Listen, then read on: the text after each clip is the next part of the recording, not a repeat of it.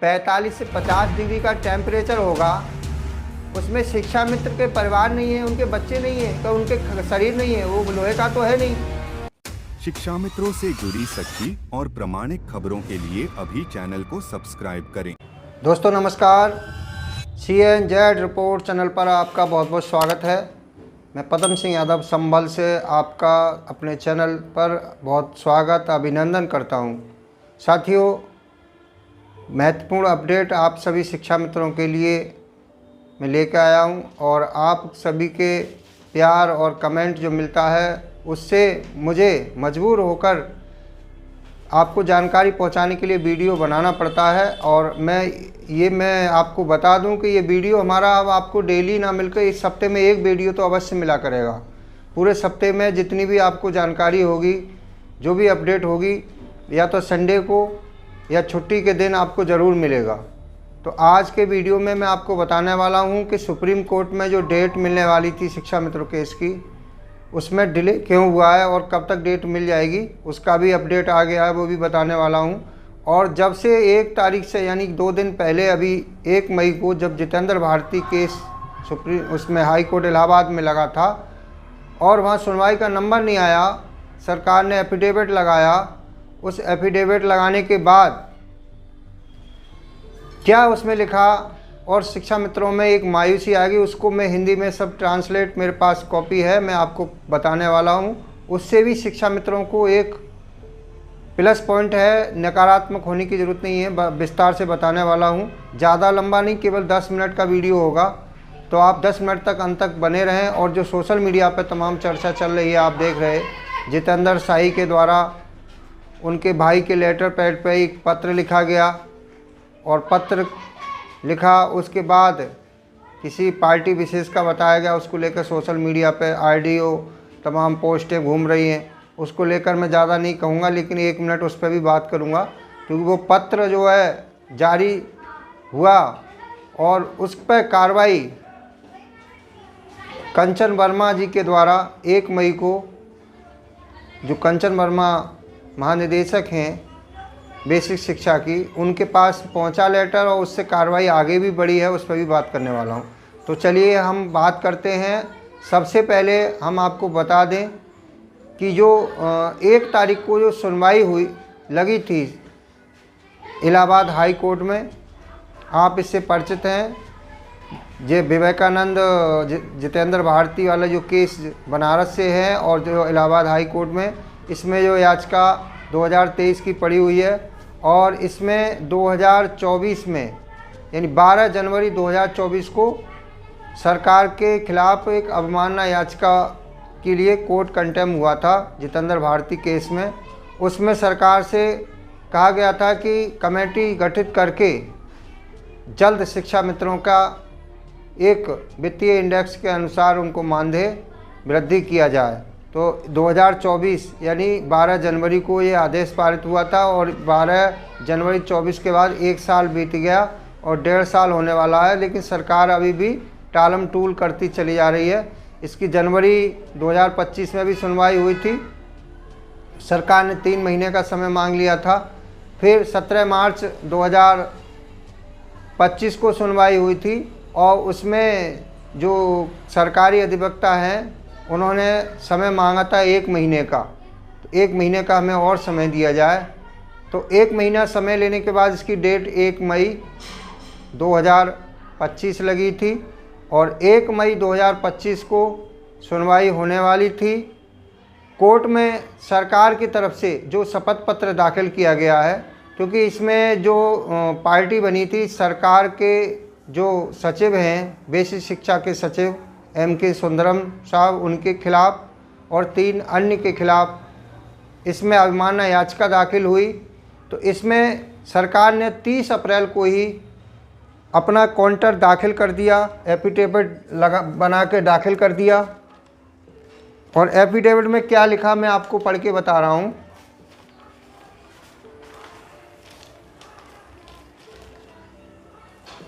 देखिए, 30/4 को जब एफिडेविट सरकार ने कोर्ट में लगा दिया, इसका मतलब ये है कि सरकार कुछ ना कुछ, सरकार को डर तो था कि 5वें छठी बार कंटेम हुआ है तो सरकार के खिलाफ कोर्ट कोई सख्त एक्शन ना ले ले।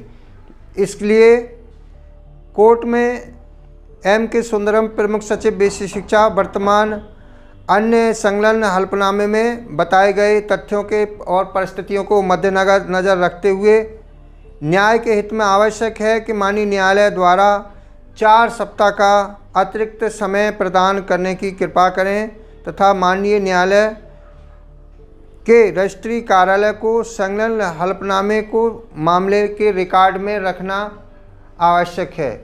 तो इसमें जो शपथ पत्र में ये भी लिखा कि हमें 4 सप्ताह का समय प्रदान किया जाए और ये एफिडेविट जो है जो सुनवाई के समय रजिस्ट्री विभाग में रखा जाए ताकि कोर्ट में ये पेश ना होने से एफिडेविट और कहीं कोर्ट सरकार के खिलाफ कोई सख्त एक्शन ना ले ले।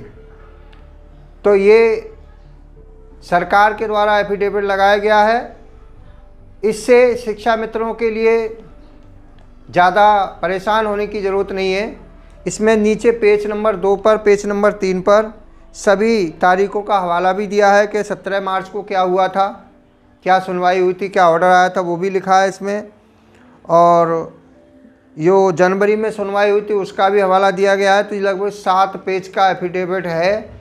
इसमें एम के सुंदरम साहब का फ़ोटो लगा है और उन्होंने अपना पूरा बायोडाटा, अपना नाम, पता, जो सब कुछ लिख करके दिया है।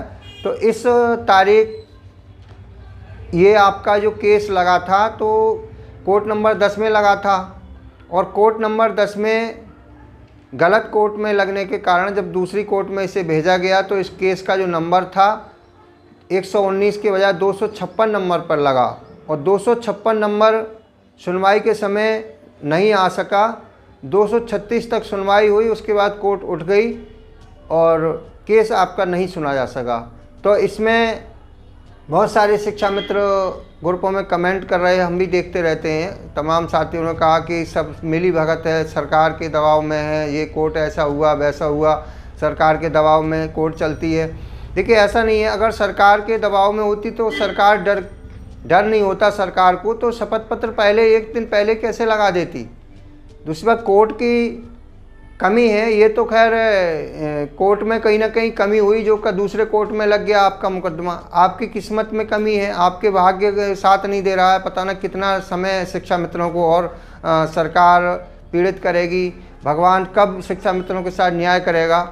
तो इसमें ज़्यादा परेशान होने की ज़रूरत नहीं है। इसका नंबर इसी मई के महीने में भी सुनवाई का लग सकता है, नहीं तो जुलाई में सुनवाई तो होनी निश्चित है। और जुलाई में जब सुनवाई होगी तो अवश्य इस पर सरकार को निर्णय लेना पड़ेगा। हमने तो अपने वीडियो के माध्यम से भी और सभी जितने भी साथी हमें कॉल करते हैं, हमने सबको क्लियर बता दिया था कि अभी जुलाई तक कुछ भी होने वाला नहीं है, न सरकार अभी कुछ करने जा रही है, न कोर्ट से कुछ होने वाला है। अब बात करते हैं सुप्रीम कोर्ट की। तो सुप्रीम कोर्ट में जो डेट के लिए थोड़ा डिले हुआ है, इसके कई कारण हैं। आप परेशान मत होइए, ये हमारा इस पर पूरा टीम, जितनी भी टीम है, पूरा सुप्रीम कोर्ट वाले केस पर फोकस बना के काम कर रही है। और सुप्रीम कोर्ट में इस बार जो लड़ाई है, ऐसा पहला इतिहास में पहली बार हुआ है कि जो सुप्रीम कोर्ट में शिक्षा मित्र पार्टी बनकर 8 साल के बाद, जब तक समाज में निरस्त हुआ है, शिक्षा मित्र पार्टी बनकर पहुंचा है। और जितने भी वकीलों से संपर्क किया है, अच्छे अच्छे वकीलों से भी संपर्क किया जा रहा है। किसी ने भी ये नहीं कहा है कि आपका केस गलत है, आपकी केस की मेरिट गलत है। सभी वकीलों ने यही सलाह दी है कि आप इस केस को अच्छे से लड़ लीजिए, इसमें ज़रूर आपको सफलता मिलेगी।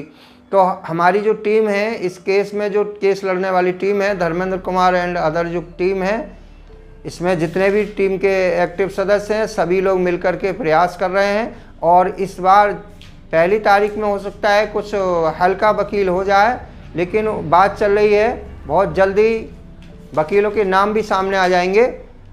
और जब सरकार की तरफ से सुनवाई में जब अधिवक्ता कोर्ट में पेश होंगे, उस समय एक टॉप 10 का सीनियर शिक्षा मित्रों की तरफ से सुप्रीम कोर्ट में होगा। ये सब होगा आप सभी के आशीर्वाद से, आप सभी के सहयोग के से, क्योंकि ये केस सभी शिक्षा मित्रों को लाभ देने के लिए है, किसी को पर्सनल लाभ के लिए नहीं है। इसमें आपको बिल्कुल विचलित होने की ज़रूरत नहीं है। अधिकांश शिक्षा मित्र साथी फ़ोन वो करते हैं जो केस से दूर रहते हैं, न जानकारी कम है, और वो सारी डिटेल फ़ोन पर मांगते हैं। तो ऐसे संभव नहीं है। जो भी जानकारी होती है हम वीडियो बना के अवश्य देते हैं आपको। तो आप थोड़ा सा धैर्य रखिए। 20 मई से पहले आपके केस की 1 तारीख की सुनवाई होने की 100% संभावना है। हो सकता है कि 2-3 दिन बाद, 5 दिन बाद, इस अगले सप्ते में ही आपके केस की डेट शो होने लगे। तो आप सुप्रीम कोर्ट के केस पे आप विशेषकर आप, हमारा फोकस है, आप भी उस पर फोकस करिए और उससे जुड़िए, क्योंकि ये लड़ाई सुप्रीम कोर्ट में एक व्यक्ति की नहीं है। एक व्यक्ति नहीं लड़ सकता। धर्मेंद्र कुमार जो हमारे पिटिशनर हैं, मेन पिटिशनर, उनका कहना है कि अगर ये शिक्षा मित्र पूरे प्रदेश का 1,37,000 शिक्षा मित्रों का ये मामला है, उसमें 1% शिक्षा मित्र भी इस केस से जुड़ जाएं तो एक टॉप 10 का जो वकील है वो आपके केस को लड़ने में कोई समस्या नहीं आएगी और इस केस को हम सफलता की ओर जरूर ले जाएंगे। उनका ये कहना है कि 1% का मतलब लगभग 1200-1500 शिक्षा मित्र बनते हैं। अगर 1500 शिक्षा मित्र भी अगर केस में जुड़ जाते हैं तो इस केस बहुत आसानी से लड़ा जा सकता है और सफलता भी मिल जाएगी, क्योंकि इसमें जो भी पॉइंट रखे गए हैं एक एक बिंदु बिल्कुल प्रमाण और साक्ष्य के साथ रखा गया है। और ये केस 3 साल हो गए इस केस को सुप्रीम कोर्ट से चल के और हाई कोर्ट में लड़ते हुए और सारे जजमेंट को लेते हुए।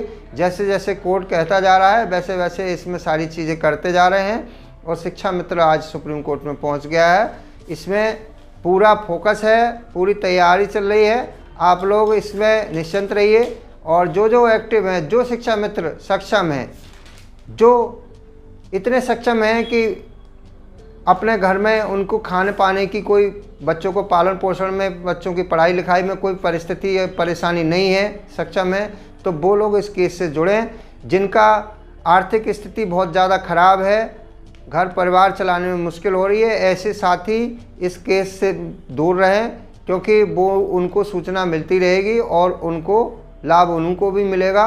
क्योंकि आज देखा, आप देख ही रहे हैं, 8 साल से 10,000 से प्लस शिक्षा मित्रों की मौत हो चुकी है। अभी इस अप्रैल महीने के बाद जो मई का महीना शुरू हुआ है और अप्रैल लास्ट, पिछले एक सप्ते की अगर बात करें तो 6 से 7 शिक्षा मित्र एक सप्ताह में कोई बीमारी के कारण, कोई अटैक के कारण, कोई सांप काटने के कारण, किसी को मान लीजिए आर्थिक तंगी के कारण करीब 6 से 7 शिक्षा मित्रों की मौत हुई है। हम ऐसी स्थिति में शिक्षा मित्रों को हम केवल सांत्वना देने के अलावा और कुछ नहीं दे सकते, क्योंकि आप भी पीड़ित हैं, हम भी पीड़ित हैं और हम लगातार प्रयास कर रहे हैं। और आपका काम है कि जो लोग आर्थिक सहयोग नहीं कर सकते तो खाली धन्यवाद ज्ञापित कर सकते हैं, कमेंट करके आप अपना सुझाव लिख सकते हैं। तो ये तो कोर्ट की जानकारी देने के लिए हमने वीडियो बनाया कि आप हाई कोर्ट में जो केस चल रहा है वो भी सही दिशा में चल रहा है। अगर कुछ मानदेय सरकार बढ़ा देती तो उससे भी राहत मिलती और आप सुप्रीम कोर्ट में आसानी से केस को लड़ सकते थे, लेकिन उधर सरकार भाग रही है। पता ना सरकार कब तक शिक्षा मित्रों का खून चूसेगी। शिक्षा मित्रों के आदेश, उनके साथ क्या परिस्थिति है, इतनी मजबूरी एफिडेविट में उन्होंने लिखा है, क्या परिस्थिति सरकार के पास आ गई, ऐसी क्या परिस्थिति है, क्या ऐसा पेज फंसा है जो शिक्षा मित्रों का ना तो समायोजन कर पा रही है सरकार, ना कोई और कोर्ट के ऑर्डर हैं उनके अनुसार, मान लीजिए नई शिक्षा नीति के अनुसार ही कुछ कर पा रही है, और ना मानदेय वृद्धि कर पा रही है। सरकार को करने के लिए तो बहुत ऑप्शन है, लेकिन सरकार करना नहीं चाह रही है। पता ना योगी जी कब शिक्षा मित्रों पर मुरीद होंगे, शिक्षा मित्रों की समस्या कब हल करेंगे। अभी देखा आपने, ये चर्चा का विषय बन गया पूरे सोशल मीडिया पे। कल से ग्रुप भरे पड़े हैं, व्हाट्सएप ग्रुप, आईडियो, तमाम पोस्ट आ रही हैं। जो शत्रुघ्न प्रताप शाही, जितेंद्र शाही के भाई हैं, आदर्श वेलफेयर के जो प्रदेश अध्यक्ष रहे जितेंद्र शाही जी, उनके भाई हैं शत्रुघ्न प्रताप शाही, और वो कोई पदाधिकारी भी बीजेपी में रहे हैं। उन्होंने एक पत्र जितेंद्र शाही के कहने से लिखा। अब वो जानते हैं, उन्होंने सफाई दी है कि ये तो मैंने तो लेटर पैड दिया था, ये तो जितेंद्र शाही ने लिख के दिया है। उस पत्र में ये लिखा कि जो भी शिक्षा मित्रों की पैरवी कर रहे हैं, शिव कुमार शुक्ला जी हैं, सुशील यादव हैं, अभय कुमार सिंह देवरिया वाले हैं, तो ये सब लोग, उन्होंने ये लिख दिया कि ये सब लोगों के कहने से आप उनको बुलाते हो, इनके कहने से आप शिक्षा मित्रों की बात को सुन रहे हो, ये एक दूसरी पार्टी के कार्यकर्ता हैं, ये समाजवादी पार्टी से जुड़े हैं।